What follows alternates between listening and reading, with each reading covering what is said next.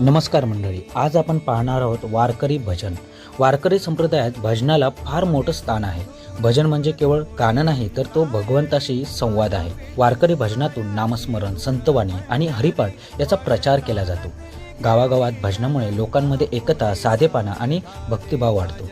भजनामुळे मन शांत होते, वाईट विचार दूर होतात आणि समाजात सद्गुणांची जागृती होते. संत तुकाराम महाराज म्हणतात, भजना विना न पावे गती. भजना विना न पावे गती. म्हणूनच वारकरी भजन हे केवळ परंपरा नसून आध्यात्मिक उन्नतीचं साधन आहे. रंगी रंगला जीव दंगला ओवरी आनंद